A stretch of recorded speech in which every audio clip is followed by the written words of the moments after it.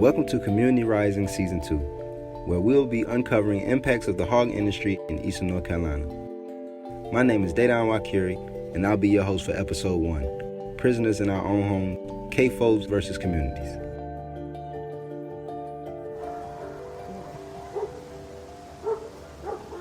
Midnight, go ahead.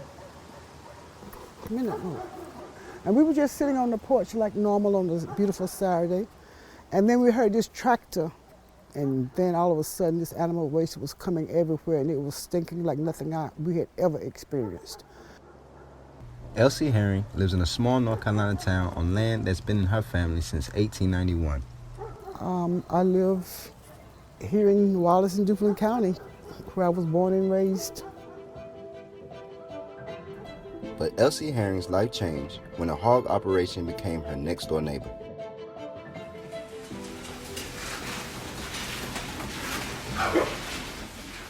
North Carolina has the second largest hog industry in the country, behind Iowa. And Duplin County has the largest concentration of hog farms in the world, where hogs outnumber people 40-1. These so-called farms are really concentrated animal feeding operations, or CAFOs.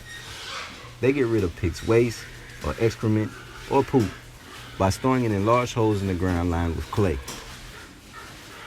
Most of these cesspools are uncovered, and the 20 to 45 million gallons of hazardous wastewater they store is spread into nearby fields using a spray field system. Usually, you'll see a device called an agriculture sprayer that looks like a mega lawn sprinkler, spinning and rotating, spraying the liquid waste out in large circles. Hogs produce 4 to 10 times the amount of fecal waste as humans. In Eastern North Carolina alone, we have about 9 million hogs and 2,400 farms as of 2017. That's a lot of waste to deal with. Dust particles carries the pig's skin cells, feces, and bacteria to nearby towns, schools, and local crops, and it's a major threat to people's health and well-being. As you can see, this is the spray field here. And it's like 8 feet from the house, and that's where they spray. I've developed bronchitis. My family over here, they've got a lot of breathing issues. My 2 great nieces and then my niece's husband, they all have developed respiratory problems. We didn't open the doors, we didn't open the windows, and most people don't. We had to stop hanging clothes on the line. We had to stop using our own well water. We had to get on county water. You can't open the window, so you have to use the air conditioner or fan. And all of these things added on to the cost of people that are already living on fixed incomes.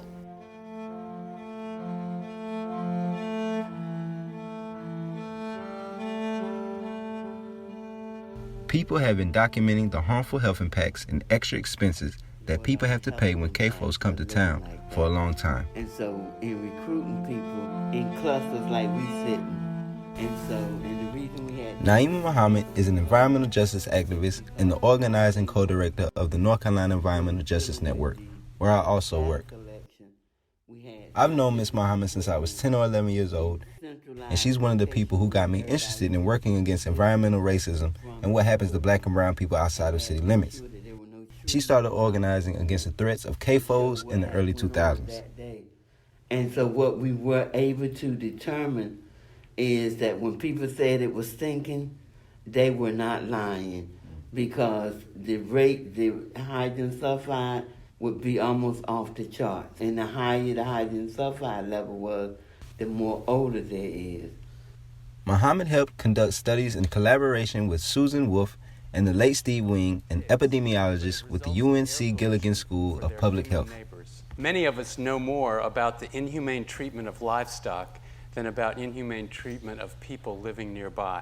Their work found that these operations led to high blood pressure, increased respiratory and gastrointestinal issues, and decreased quality of life. There are nearly 50 studies spanning from 1995 to 2014 that document the negative health impacts from CAFOs, including higher rates of toxic or inflammatory respiratory system impacts, exposures to disease-causing bacteria, and negative impacts to community mental health.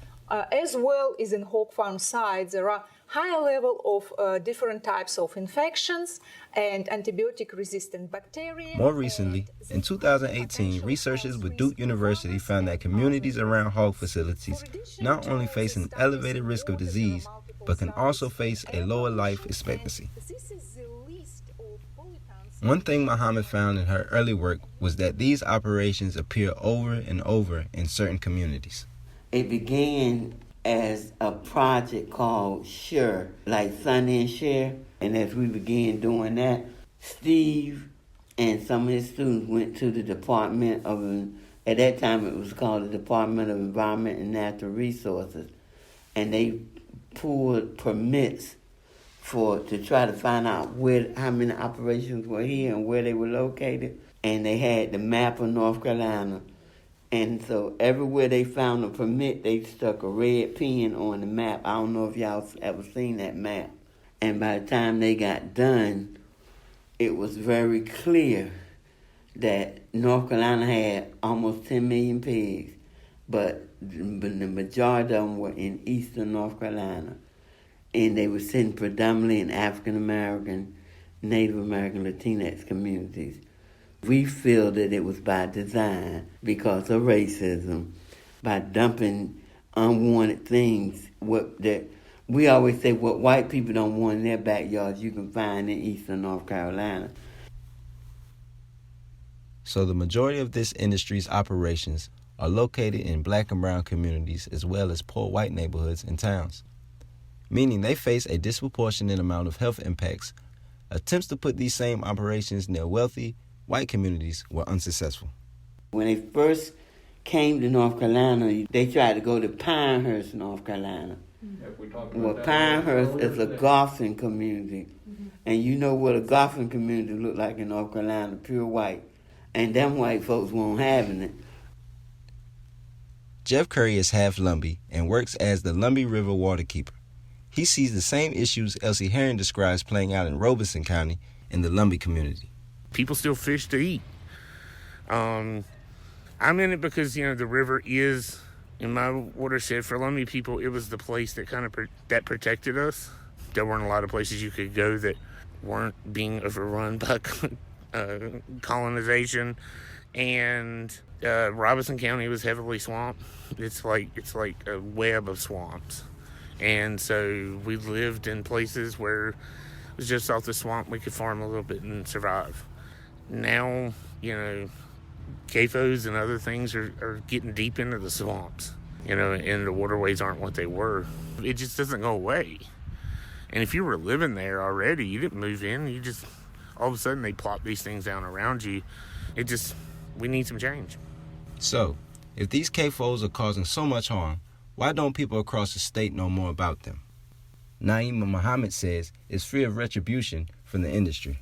Like in the very beginning, when I first started talking with people, there was this fear that was like nothing else because people had been so intimidated by the industry that they were afraid to talk to you.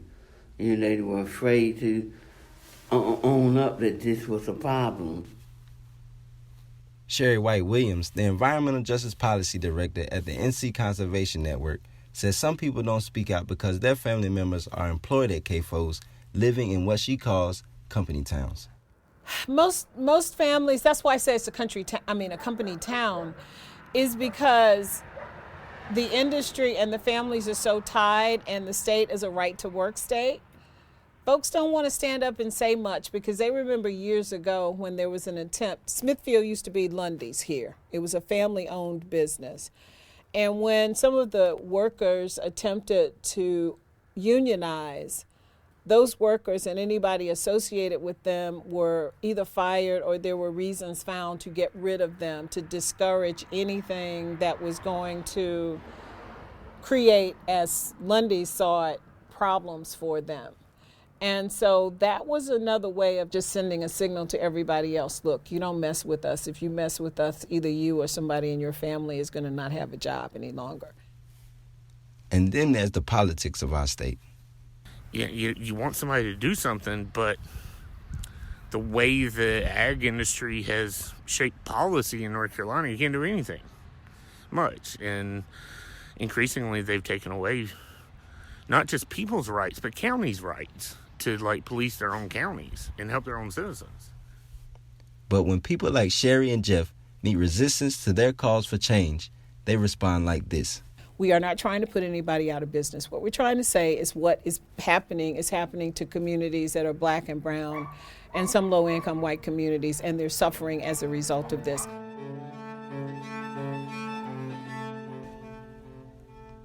So what do you do when it's literally raining hog waste on your home? You can't go outside, and no one is listening. We return to the story of Elsie Herring, back when her next-door neighbor started spraying hazardous waste on her land.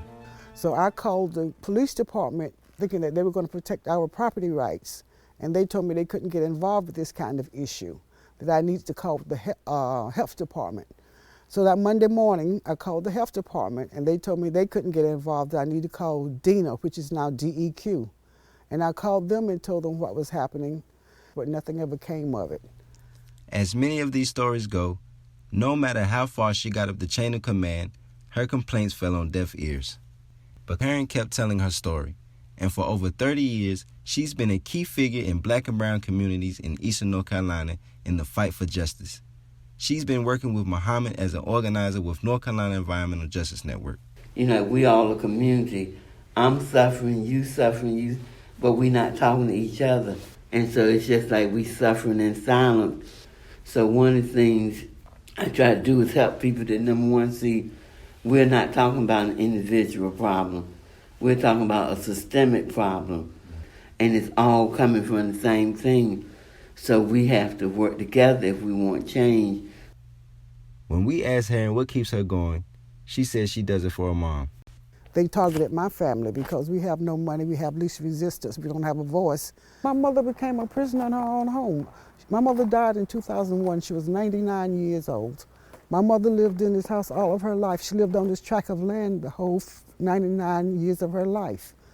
And she used to get out, walk around the yard, you know, keep her flowers and shrubs trimmed and all that kind of thing. But it got to the point where she couldn't even come outside anymore. And she just loved to sit on the porch, she and my brother. And they couldn't even sit on the porch. They had no right to do what they did to my mother. They had absolutely no right. My mother didn't bother them. My mother was a nice person. She didn't do anything to harm anyone. Then they came here and started spraying animal waste on her. It took away all of her freedoms.